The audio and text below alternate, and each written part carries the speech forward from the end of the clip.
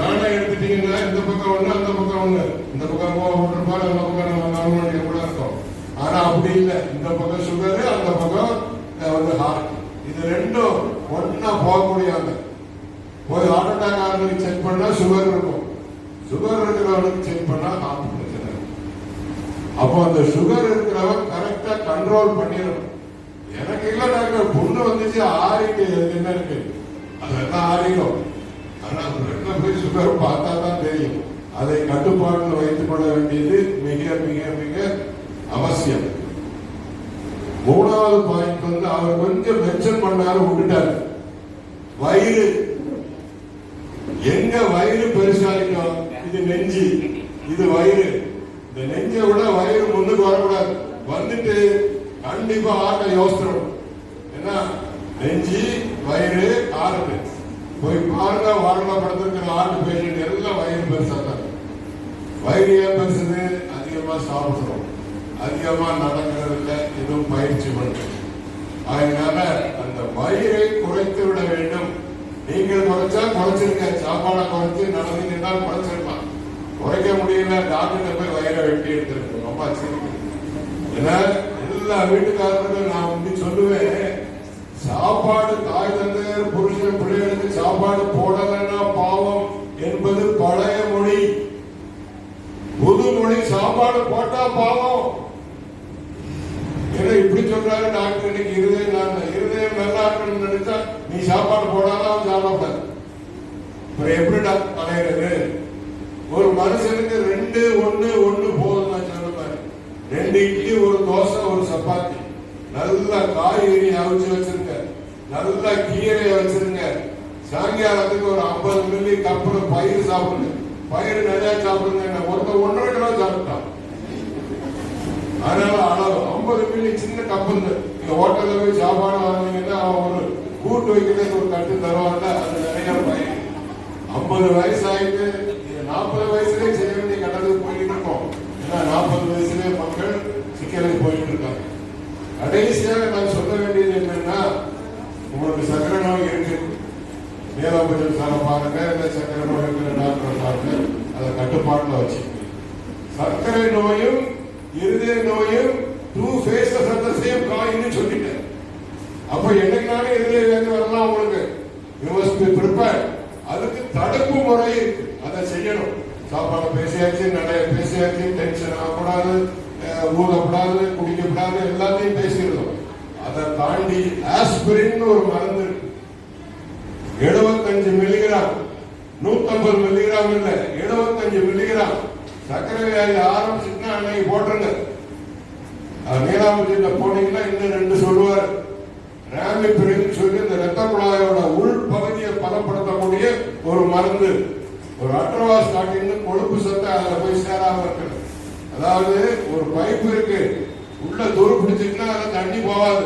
அது மாதிரி அந்த துரு பிடிக்க ஆரம்பிக்கிறதே அந்த கட்டத்திலே நம்ம தடுத்துடணும். இல்லைன்னா தான் அடப்பட்டுரும். அதை தடுப்பதற்கு அவர் சொல்ற அட்ரவா ஸ்டார்டிங் ராமிபிரின்ங்கிறது என்னோட ஸ்ட்ராங் ரெக்கமெண்டேஷன். 75 மில்லிகிராம். கண்டிப்பாக சர்க்கரை வியாதி வந்துட்டுனா கண்டிப்பா அன்னைக்கு ஆரம்பிச்சு அவர் உங்களுக்கு சுகர் மருந்து போடுவாங்க. எனக்கு இதை போட்டுன்னு டாக்டர் கேட்டு வாங்கியிருக்கேன். 150 போடாதீங்க, வயிறு உண்ணா போகும்.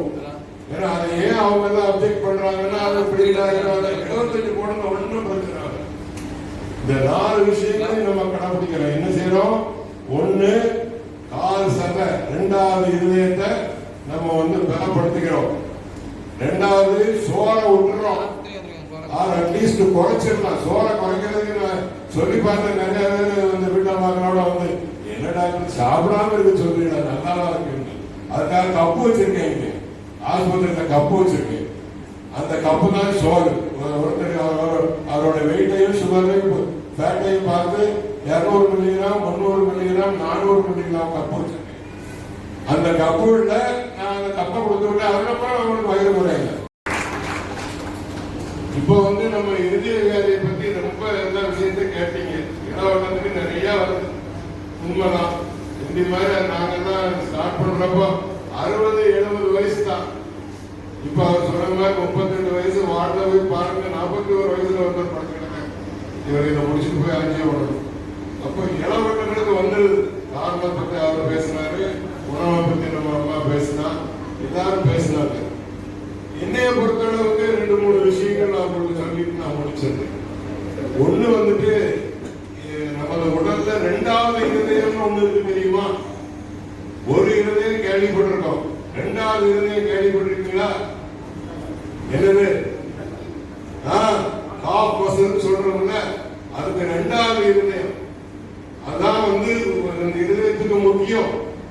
அதை நீங்க டெவலப் பண்ணணும். இந்த காப் மசில் சொல்றோம்ல, அந்த இது அதை டெவலப் பண்ணா அதுதான் அந்த இருதயம் என்ன வேலை செய்யுது?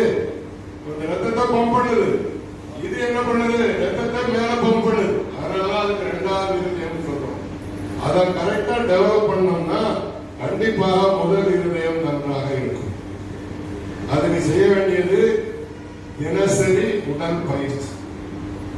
நம்ம பேர் மறந்து போச்சு சொன்னாங்க. நல்லா வாக்கிங் போவாங்க, அது போவாங்க, இது போவாங்க, முடிச்சுட்டு போய் வடை சாப்பிட்ற காலம் முடிஞ்சு போச்சு. இப்போ சம்சா ஒரு 5 சம்சா வந்துட்டான். டென்னிஸ் கோர்ட்ல நான் விளையாடிட்டு இருக்கிறப்போ ஜிம்கானா கிளப்ல ஒரு டாக்டர் எனக்கு முந்தி விளையாடிட்டு இருக்கிறவர் அங்கேயே விழுந்தார். எதுக்காக சொல்லுவாருன்னா, ஒரு டென்னிஸ் விளையாடிட்டு ஆர்காக வராதுன்னு அர்த்தம். நம்ம செய்முறைகள் நன்றாக இருக்கும். இது ஒரு பாயிண்ட். அந்த 2வது வார்த்தை நம்ம ஸ்ட்ரென்தன் பண்ணணும். அதுக்கப்புறம் எல்லாரும் சாப்பாடு, கொழுப்பு, புரோட்டா இது எல்லாம் பேசுறாங்க, எல்லாம் முடிஞ்சு போச்சு. ஆனால் என்னோட அபிப்பிராயத்துல நமக்கு முக்கியமான கெட்ட பொருள் ஒண்ணு சொல்லுங்க பாப்பாங்க. சொல்லுங்க, அம்மாக்கள்லாம் எட்டி பார்த்துக்கிட்டே இருக்கீங்க, சொல்லுங்க. சோறு. எல்லாருக்கும் தெரியுது. பக்கத்துல ஒரு போர்டு போட்டுருக்கு, 50 வயதுக்கு அப்புறம் நமக்கு சோறு அவசியமா? அந்த சோறுல தான் பிரச்சனையே இருக்கு. நான் சாப்பாடை எப்பவுமே நம்பர் தான் சொல்லுவேன். காலையில 2, மத்தியானம் 1, நைட்டு 1. சோற நம்பர் சொல்ல முடியுமா? முடியாது. இன்னைக்கு நல்லா குழம்பு வச்சுட்டாங்க, பொரிச்ச மீன் சொன்ன மாதிரி வச்சுட்டாங்கன்னா இன்னைக்கு உள்ள போயிடும் சோறு. அந்த சோறுங்கிறத நிறுத்துறது தப்பே கிடையாது. உங்கள்கிட்ட பேசிட்டு இருக்கிறவரை 25 வருஷமா சோறு சாப்பிட்டது இல்லை. இன்னும் ஆக்டிவா உறவு பண்ண போயிருந்தாங்க இருக்காரு. சோறு அவசியம் இல்லை, சோறு தான் நம்மை கெடுக்கிறது. என்ன டாக்டர் அதுக்கு கார்போஹைட்ரேட் தானே, மாவு சத்து தானே. மாவு சத்துல இருந்து இன்னொரு கொழுப்பு வருது, டிஜின்னு சொல்லுவாரு. அதுதான் இந்தியர்களுக்கு ஜாஸ்தி. இந்த கொலஸ்ட்ரால் இதை விட இந்த கொழுப்பு தான் நமக்கு ஜாஸ்தி. 3வது பாயிண்ட், இன்னைக்கு வந்து நமக்கு இருதய வியாதி எப்படி போயிட்டு இருக்கிறதோ அதை விட ஒரு பங்கு மேல சர்க்கரை வியாதி போயிட்டு இருக்கு. இருதய